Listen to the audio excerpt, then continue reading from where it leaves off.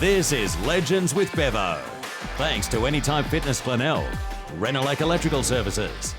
Miles Bergman, great to have you on Legends with Bevo for a chat again, mate. What a huge week. How's the build-up going so far for the big game on Friday night against the Cats?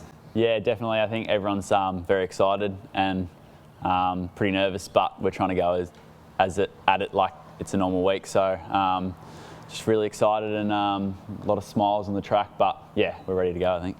And a solid session this morning, or was it sort of running out a few sore spots, or what was it like? Still a decent session, looking after some bodies, but yeah, making sure that we've still got the right intensity for game day.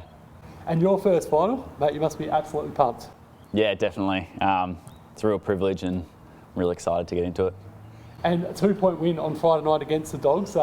As a Port supporter myself, and I think all the Port supporters around Australia and around the world, a few nerves there going into those last couple of seconds. As a player out there, when the ball was touching that last line of defence, it must have been a big relief for you. Yeah, definitely. I think we were all pretty nervous. Once you kick the goal and you get up, it's really stressful and you're trying to lock it in. But yeah, we did really well and able to hold on, so hopefully we can do that again. And some of the old boys, Boakey, Gray and Wines, they sort of stood up in that last quarter when we're down by 15 points against the Dogs. Was there sort of a few nerves thinking, geez, it's going to be hard to come back from here, or you sort of felt pretty confident at that stage knowing, we had the legs to run over them? Yeah, we definitely believed in ourselves. We knew we had it in us, so we knew we had the legs. We're fitter, so we just had to keep running it out. And obviously players like that with a lot of experience really help. They really take it on as well. Do you feel as though Ollie's in a good chance to win this year's Brownlow? Obviously, he's got some big challenges there with Bontempelli and Petrarca and Oliver, some of the other boys, but do you think Ollie's a good chance? Yeah, definitely. We all love him and he's played that well this season, so he deserves to be right up there, I guess. And Boakey a bit stiff, not getting the All-Australian team, because there's been a lot of talk in the media that he's been a bit unlucky. Yeah, very. I think we've got a lot of good players, and yeah, it's unlucky, I guess, just how it is. Too many midfielders around the competition. Yeah, exactly right. And a big congratulations to you, mate. Round 21 Rising Star nomination, and I think it was well overdue. I think I might have sent you a message and said it should have been about round 13 or 14, but you finally got there, and that's the most important thing. How have you seen the year so far, and was that probably one of your biggest achievements so far? Yeah, I tried not to focus on it too much. It's more about our team, and we've been going really well, so obviously I'm really grateful to be playing finals. And yeah, the award's a really big achievement, but I think playing finals this week will be even bigger because it's a great opportunity and not a lot of players get the opportunity to play finals, so I'm very grateful to be doing that at such a young age. And you've been leaning on some of the more experienced guys to sort of get some understanding in terms of what it means to be playing finals and what you have to look forward to as well? Yeah, today definitely out on the track, just a lot of communication with the other boys and after training, going through a couple of things and what I should expect and what to touch up on, I guess. And the season itself, 17-5, Port Adelaide finished, which is even better than last year, amazingly. Obviously we finished top 2, but won more games this season. Do you sort of feel as though, considering all the injuries, I think there's something like 17 surgeries that we had during the season, feel like it's a pretty amazing finish to the year, top 2, considering all those challenges that sort of came with this year? Yeah, we've definitely been really unlucky with injuries, but we've kept a positive mindset and we've got a really adaptable group, so we've done really well to maintain our spot and play some really good footy and yeah, keep our position up high on the ladder. And the Cats, big challenge, 21-point loss during the year, and we're up by 10 points, I think, midway through the last term. What are the strengths to, I guess, or what are the threats to the Cats, and what do you think we need to do to get over them to obviously bounce back from that loss last time we played against them? Yeah, they're definitely a really strong team, and as you said, they beat us earlier in the year, but we've definitely got it in us. We've just got to make sure that we do what we do best and make sure we put a full-quarter effort in, so hold on to the end. And do you think, obviously, they've got guys like Dangerfield and Big Tomahawk and Cameron, up in their forward line. Are they sort of some of the biggest threats, or, is there other things as well that we need to sort of keep an eye on to knock the Cats off? Yeah, I think they work really well as a team. They're really good at holding the ball and keeping possession of it, so we'll just try and prevent that from them. And yeah, they've got some really good big talent as well, so I think just overall they're just a really strong team that we're going to have to put a lot of effort into. And 9 goals, 12 against the Dogs last week. Has there been a bit of kicking practice this week for the boys, or? Yeah, we discussed it straight after the game, and think a lot of the boys have been practicing it, including myself, this week, so hopefully we can kick a bit straighter. And where's your ideal position, Miles? Because you're a bit of an all-rounder. You play sort of forward line, back, on the wing. Yeah, where's your favourite position? Where do you like playing the most? I don't know if I have a favourite. Wherever the coach is most happy, I guess. Yeah. I've played a lot of wing this year.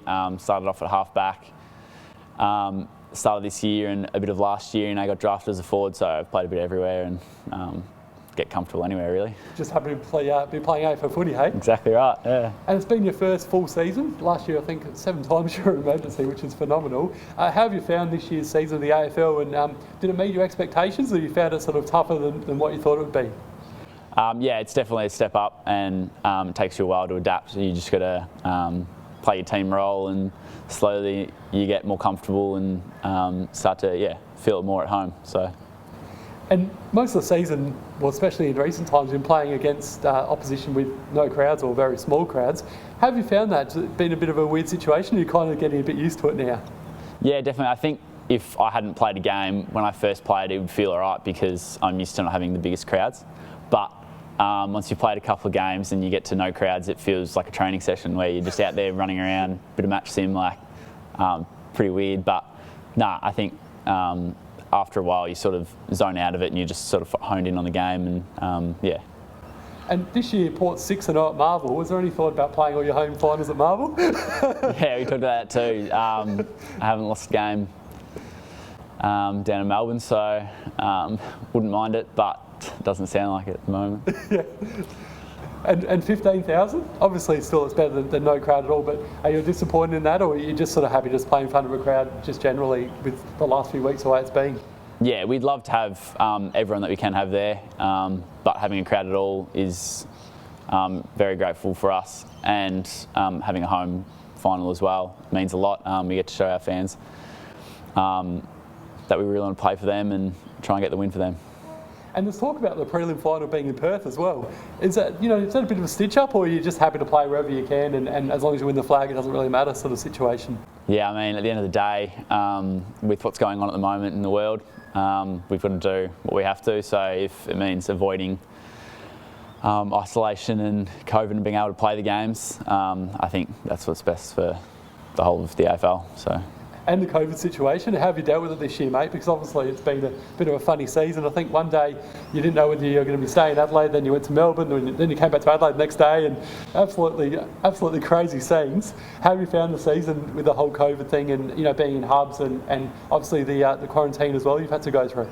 Yeah, we've had a lot going on, obviously. A lot of travelling and unnecessary travelling as well that we've realised, but I guess it's all been to save and be able to play as many games as we can, as well as isolations after games. Like we usually have to do about 48 hours of house quarantine and then a lot of COVID tests. But you sort of get used to it because I came in last year and that's when COVID was around, so I haven't really had a proper season yet, so I'm sort of used to it, yeah.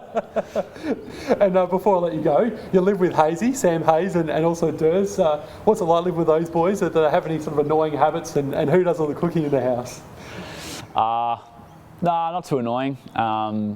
We sort of get our own things done and then also hang out together, so just to make sure that we don't get on each other's nerves. But I love to cook, so I do a lot of the cooking. Xavier will do a bit of cooking as well, and Sam will help out, but yeah, I'd say I do most of the cooking.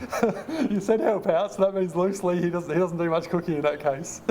No, he does the cutting of the fruit and the vegetables and all that, and the cleaning up. But no, he can cook if he wants to, but he'd rather clean up and just eat it. Have you started to pull your weight with the dishes? Because last time I spoke to you, you were pretty on with the dishes side of things, from what I heard. So. Well, cook don't clean, so if I cook, I don't have to clean the dishes.